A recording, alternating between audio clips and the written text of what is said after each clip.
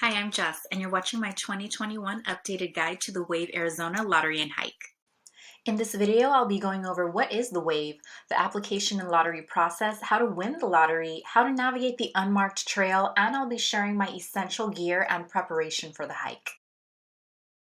The Wave is one of the most visually striking geologic sandstone formations in the world, which makes it a popular photographic destination in the southwest United States. The Wave is located in the Coyote Buttes North area of the Utah-Arizona border. It's a very small part of the 112,500-acre Paria Canyon Vermilion Cliffs wilderness. And after having visited the Wave this April, I definitely want to go back to see what else exists in this stunning area, especially Coyote Buttes South, which I'll be discussing a little later. Because the Wave is such a popular destination with such unique and wild terrain, a permit system has been put in place to protect the fragile sandstone formations. There's only two ways to get a permit, which is either online, 4 months in advance, or in person in Utah, 1 day in advance. This point of view shot was taken as I was exiting the Wave around 2 p.m. on April 5th. To apply for the online lottery, you'll need to go to www.recreation.gov, create an account, and pay the $9 application fee. Keep in mind that you'll need to apply 4 months before the date you want to visit the Wave. Application deadlines and estimated results dates are listed on the website. You'll be able to apply for up to 3 different trip dates and for up to 6 people per group. Keep in mind that permits cannot be rescheduled, so choose your trip dates with the seasons and your tolerance in mind. This hike is on an unmarked trail with sandy, rocky, uneven terrain, zero shade, and full sun. So if you're sensitive to high temperatures, I'd suggest you apply for the Wave in the cooler seasons. If you do win, your permit will be mailed to you 4 to 6 weeks after you've paid the permit fees, which is $7 per person or dog. We are on our way to the lottery for the Wave this morning. We're feeling lucky and looking forward to getting a great spot at either the north or south locations. The walk-in lottery is located at the Kanab Center Gymnasium. I've also included the phone number of the Kane County Tourism Office, which runs this lottery, in case you have any specific questions for them. Doors for the lottery open at 8:30 a.m. 7 days a week, and applications are accepted until 9 a.m. The lottery is called once applications have been received, and the staff made the lottery quick, efficient, and painless. I found out that I won and went through my orientation in about an hour total. In case you were wondering, there is a parking lot in front of the gym and a bathroom at the back of the gym. It's also important that you bring your own pen because there's none available. You'll need to bring $7 cash per person in your group, which will be collected only if you win the lottery. Lastly, make sure you know the make and model of your car as well as the license plate number so you can fill out the permit. Keep in mind only one person from each group is allowed to enter the gym. Once you get in, there's plenty of space for social distancing. If your number's important to you, I was the 32nd person in line to turn in my application, so my lottery number was 32. The orientation for the Wave will occur right after the lottery. Out of the 52 groups that applied that day, 4 numbers were called and mine was one of them. Apparently only about 3% of applicants for the Wave actually receive permits, so I want to share some winning tips for you whether it's your first or fifth time applying. When applying online, I recommend that you apply every month or specifically on the least popular months, which are in the winter and summer. Another suggestion is to reduce your group size since only 48 people and or 12 groups win through the online lottery. When applying for the walk-in, I recommend that you apply on consecutive days because they save your application from the day before, which will save you time. I recommend that you avoid applying when most people are likely to walk in, such as on the weekend. You can also reduce your group size or split into 2 separate groups since only 16 people or 4 groups per day are awarded permits through the walk-in. I personally recommend doing the walk-in lottery because, first of all, there's significantly less people who apply for the walk-in since you have to be there in Utah. Second, the walk-in lottery is free because you only pay if you win. Third, the walk-in lottery is in the picturesque town of Kanab, so you'll have plenty to see and do there. And the lottery only takes about an hour out of your day. The last and best reason to apply for the walk-in lottery is that the lottery for Coyote Buttes South occurs immediately after the lottery for the Wave in the exact same gym. Not many people know about Coyote Buttes South, so your chances of getting in are really high.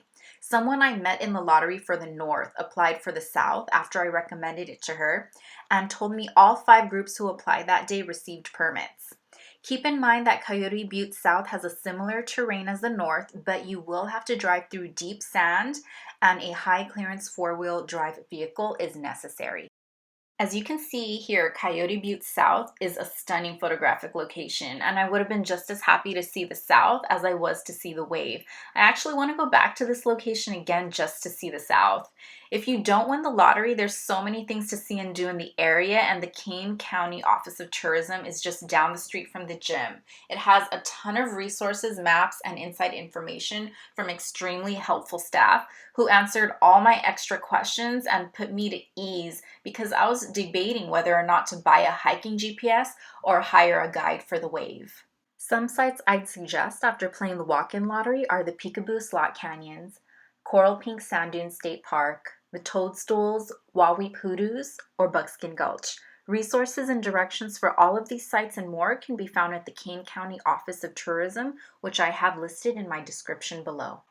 The staff at this office was so informative and really helped me feel comfortable about driving to a place that doesn't have a GPS address and hiking a trail that's unmarked. During the orientation, I was informed that there have been fatalities at the wave because people in the past have gotten lost, but the staff assured me that I'd be able to navigate the route just fine if I paid close attention to the maps. Here's one of the maps I got from the Kane County Office of Tourism. I found it to be easier to understand than the other map I got at the wave orientation. As you can see, the wave is accessed from the Wire Pass Trailhead on House Rock Valley Road. House Rock Valley Road is on US Highway 89, 38 miles east of Kanab.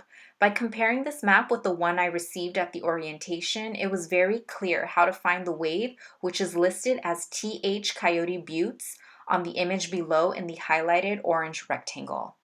When you get to House Rock Valley Road, you'll take it for about 8 miles until you reach the parking lot.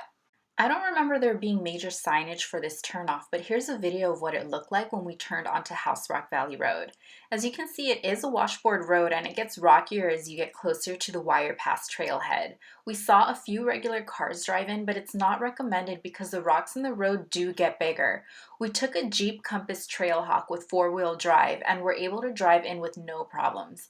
You won't be able to drive in quickly because of all the rocks in the road, so keep that in mind if you're trying to meet up with other groups. My friend and I actually thought we missed the parking lot because this bumpy road was taking us so much longer than we expected to navigate. At this point, you just have to trust that you'll see the giant parking lot on the right. Until then, just keep going. There are bathrooms at the parking area and a small info booth to sign in for safety purposes in case you get lost on the trail. This portion of our trip was actually confusing because we couldn't find anyone to answer our questions about where to get on the trailhead. We used the Compass app on my iPhone to orient ourselves until we noticed an 8 by 11 inch paper sign that said trail and inferred that it was the Coyote Wash. You'll need to take the Coyote Wash to enter the wave trailhead. Keep in mind that the wave is an unmarked trail and it doesn't receive much foot traffic, so you'll need to use the detailed photo map given to you during the orientation to identify 11 large natural landmarks, which will verify that you're going the right way. This made the hike feel like a giant real-life scavenger hunt, and it was part of the adventure. But if you have trouble identifying landmarks, you can always hire a guide, and the price in April was about $200 per person.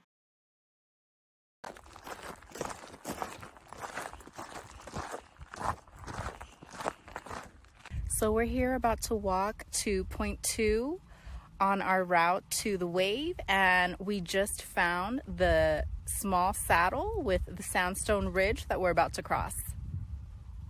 Searching for these natural landmarks was pretty stressful at first because we were really afraid of getting lost. But after identifying the first 3 major landmarks, we felt pretty comfortable with this new way of navigating. Being a city girl who uses my iPhone GPS every single day, even when I'm going to a local store, I'm not used to using natural landmarks for navigation. Looking back though, I can honestly say that the scavenger hunt for landmarks was actually really fun and a huge part of the adventure itself. Keep in mind that you do need to stay aware of your surroundings though, because as you can see, there was not a person in sight when my friend and I were there. This wild terrain is home to many wild animals, and it's easy to trip on the uneven ground if you're not paying attention to where you're going. It's also easy to get lost if you take your eyes off your next landmark. It's really important that you're well rested and have the stamina to focus on your route, otherwise it is possible for you to get lost. Here we are approaching the small saddle. Here we are crossing the small saddle. When you get to the top, you'll have an amazing view and rockier terrain. This is where quality hiking boots with grip and ankle support will really come in handy, and I'll share the boots my friend and I wore a little bit later. At this point, we felt like we were on Mars. The landscape in every direction was red, rocky, and sloped. This is where my iPhone compass helped us stay walking in the correct direction until we were able to see the next landmark. I did one spin and I lost my orientation. Here we are climbing the sand dunes, which is the last landmark before getting into the wave. At this point, I had to put my camera away because this incline was rough, especially while carrying a gallon of water, camera equipment, and all my other supplies. After the climb, we made it to the wave, and it was literally breathtaking. We were lucky to see only about a dozen people there the whole day, thanks to the permit system. If you're finding these tips to be helpful, subscribe to my channel for weekly detailed hike and road trip guides, and follow me on Instagram for more photos from the trip, as well as my daily adventures from LA and beyond at City Girls Guide to Adventure. Now for the essentials. Here are my essential gear suggestions with Amazon links below and tips on how to prepare for this adventure. It's essential that you get enough sleep for you to be focused and alert on this scavenger hunt type trail. A 4-wheel drive vehicle will ensure you make it through at least 8 miles of off-roading to get to the trailhead parking lot. You should bring enough snacks to sustain your energy in case you get lost, and a gallon of water since there's zero water anywhere near the trail. Both Tay and I use the same 18-liter insulated hydro pack from Amazon, and we love them. We also put frozen water bottles inside to keep our snacks cold. Quality hiking boots are key to traversing a terrain like this. The ankle support is essential to protect you through the sand, rock, and slopes.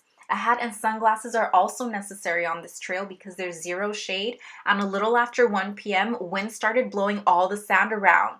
The hat and sunglasses will protect you from those mini sandstorms if you happen to experience wind on your day. My other favorite clothing item is my high-waisted hiking shorts with pockets for my phone. Since I was using my phone as a compass, I needed it to be easily accessible the whole time.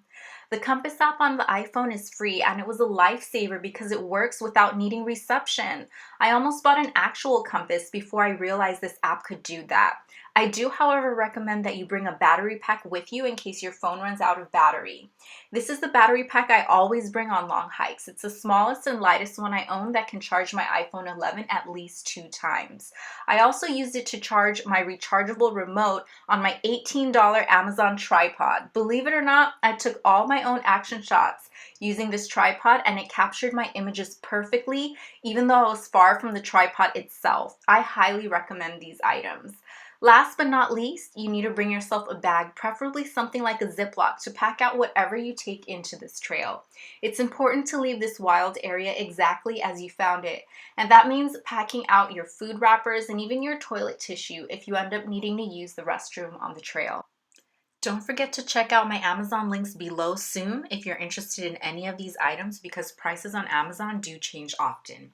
And if you enjoyed this video, subscribe and turn on notifications for my weekly detailed adventure guides. See you next week for my video on gorgeous Camp Verde, Arizona. If you have any questions or suggestions, let me know in the comments and I'll respond. You can also follow my Instagram at City Girls Guide to Adventure for daily photos of my adventures in Los Angeles and beyond.